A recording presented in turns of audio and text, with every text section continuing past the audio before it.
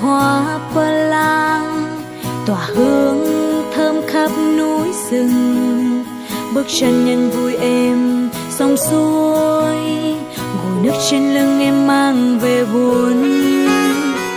Anh như con thú hoang tìm em giữa chốn đại ngàn, mảnh đất hoang sơ từ bao đời. Vì có em mang sự sống về với buồn làng. Ngày nắng lên em đi xuống núi, đi qua làng anh, ngược chân tắm suối để anh trộm.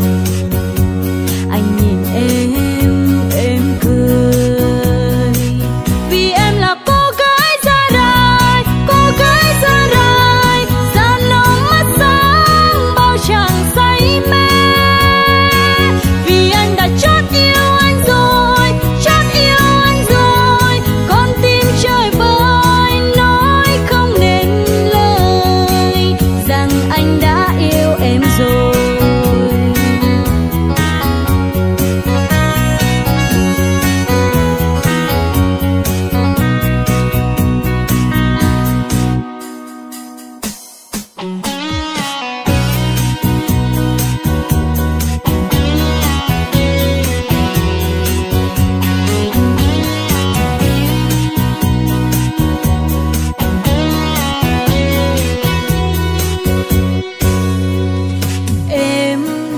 Hoa pơ lang tỏa hương thơm khắp núi rừng, bước chân nhanh vui êm sông suối, ngồi nước trên lưng em mang về buồn.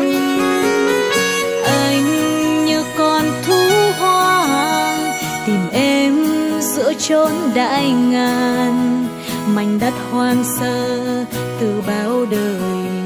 Vì có em mang sự sống về với buồn làng. Ngày nắng lên